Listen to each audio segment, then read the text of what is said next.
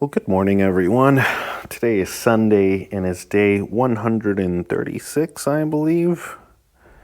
Yeah, 136 of our journey to lose 150 pounds and become a healthier person. I feel like I've had so much stuff in my head just these last couple of days as we're getting back into this more full force as opposed to what we were doing the last couple of weeks. And it's given me ideas of things to think about and try. And I feel a little disorganized because on the one hand, I feel like there's more energy to think about this stuff, to think about nutrition and health in general. But then at the same time, feeling a little disorganized because these are all very disjointed ideas about health and nutrition given to me by various sources. And so there isn't like a cohesive idea or like set of ideas or things that we want to try or do. And so it just, in general, I feel like I'm excited to think about these things, and then at the same time, there's no real clarity about any of it. And so, I don't know. I figure I'd share that with you. I was just thinking, as every morning I was taking my lumen measurement to see, and even though yesterday was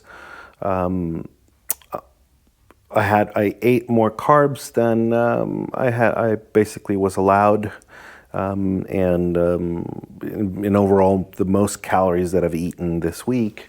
I woke up in a state of fat burn.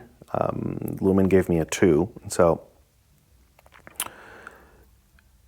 it's interesting to think, or at least to me, it's very easy to make metabolism into, or trying to explain something as complex as metabolism in a simpler way. And I think that's something that they talk about quite a bit in the app, is that there really isn't an easy, simple, straightforward way to explain metabolism. Like, there are a lot of different trends and things that for the most part, go a certain way, but it's a complex process and not everything can be easily explained. And so it's just interesting that the days where I ate the cleanest, and I guess in that way, if I don't know if that applies to it, but where I, ate more protein, more fat, and I actually was under my carbs for the day, I woke up the following day with, in more of a, I guess, burning more carbs than fat, as opposed to, where I am today. Even though I ate more carbs yesterday, I'm actually in a state of fat burn. And so they were talking about something that I thought was interesting. They have these little things in the app where they explain certain concepts, and basically it was saying, like, it's all about glycogen stores. And so basically when we're eating our carbs and that energy is available right away, that's what your mitochondria start using for energy right away. And then after that, then you have your glycogen stores. And then basically as your glycogen stores start depleting, you start shifting into fat burn, which is what we want to do. But then if those glycogen stores are getting too low, then your body, I guess, shifts back into carb mode. And, that concept still isn't very clear to me, but getting there. So the point of that little bit of information that they were giving is that there's basically a sweet spot for fasting for everyone. And again, it just goes to show how interesting it is that not everybody has the same response to something. And that's the same thing that I keep seeing, because everyone, and again, I keep saying this, even though they're very well-intentioned, they want me to try things. Everyone is like, oh, you should try this, you should try that. And of course, I'm open to trying different things, but it might not always have the effect that people think it's going to have. And I think that we all have to approach both receiving and giving advice from that point of view of maybe you should try this, see if it works, and then you receive it as like, well, I'll look into it, see if it works. Because again, everyone is going to have a very different response to something that has worked for us, or vice versa. And so it's just interesting to think that there is sort of a sweet spot for fasting. I didn't know that, where that might, that it might make it so that your metabolism is working better. So I might look into that a little bit at some point. And again, like, I feel like I want to do more things. I like these. I like the idea of testing. I like data. All of that stuff. I think that in itself can help fuel that motivation for me to become a healthier person if it's something that I can track, and it just sort of, it gamifies it for me. It's like there's that extra motivation of like, well, I really shouldn't eat today because tomorrow I'm really like that kind of stuff, where I can be testing and I can be looking at the numbers and I can be improving, and like I feel like in that way that can help me improve. That can help me improve my mindset, my motivation. And so, but I feel so disorganized. I have a problem with the execution. I'm all about ideas, and I get so many ideas, and then when it's time to execute on those ideas, that's when it gets a little tricky, and it's not as easy for me to do it. But I'm definitely going to try to start thinking about doing that. I think doing the newsletter and organizing the information in that way is an effort for me to start getting a little more organized. And I feel like the more organized I get around this, the better I can execute on some of these ideas, as opposed to just having, because I have the ideas and they're just, kind of all over the place. And it's when I actually make the effort to sit down and put it all into like an organized system that I actually end up executing on those ideas. And so, like something that I could do and that would be interesting to see is check the metabolism, like checking sorry, I got distracted.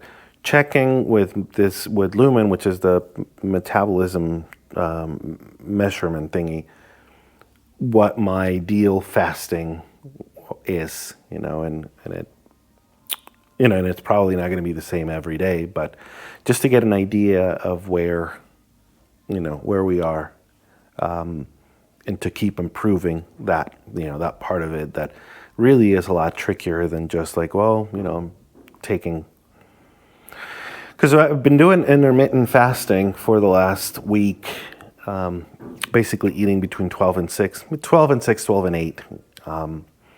And it's, some days are easier than others, and so that might have something to do with it. But anyway, I keep thinking about all these things in terms of what we could do that could both be beneficial, interesting, sort of like tap into that curiosity, and then at the same time, help keep that motivation. Keep that motivation going. Keep thinking about ways to sort of challenge ourselves to keep improving our health in that way. So, we keep at it. Today's Sunday, and so I know we talked about it with Yolima. She wanted to go out and get one of her bondiola sandwiches that they do at the San Telmo Fair. So again, with my Lumen, again, I was actually in fat burn this morning, so I have about 150 grams of carbs that I'm allowed. And so we'll probably partake in some of it. But this also allows us to take a look at, incorporating some of these things, some of these other meals that I guess are a little more carb heavy, some of the carbs that are not, the highest quality carbs, I guess, bread and like French fries, like we did a little bit yesterday and probably we'll do a little today, the effect that they have on what we're trying to do. And so we keep measuring these things. I'm also going to try to start, this helped something that I was thinking about. I'm also going to try to start thinking about this and thinking about, what I was calling before, like cheat meals or indulging or anything like that. At least right now, I'm going to try to start seeing them in a less judgmental light. I'm going to be less judgy of myself, and maybe start challenging myself with when I'm presented with those situations, with those opportunities. See how I can start. And I don't know if I'm being very clear about this. I was talking to my therapist about how there's always been this idea of like the moment like a cheat meal presents itself, or I get to the point where I say, fuck it, we're just going to pig out. In that way, feels like in that moment, all rules are suspended or thrown out the window, and then you can do whatever you want. And then the overindulgement or indulging in that moment is, what really takes it over the edge. And so he was suggesting, and we talked a little bit about how can I challenge myself in a mindful way in those moments where, okay, so let's say we are going to have a cheat meal, but do we have to have all the things? Can we limit ourselves a little bit, even though we're still partaking in something that we'd like to have, instead of having, an extra serving of fries or, whatever it is that, sometimes we do when we go all out. And you guys know exactly what I'm talking about because we all do it. Can we start changing our mindset around that? And so, I don't know. I'm thinking about those things as we think about all of this in a more mindful way. So I'm also going to try to start seeing it from a more curious, approaching it with a little more curiosity and less judgment. So, we'll see how it goes. And then tomorrow, I'm excited to see what our numbers for the week are and how we did and how we can have another good week. So, let's see. I'll go for now, and, I'll be seeing you throughout the day. So, yeah.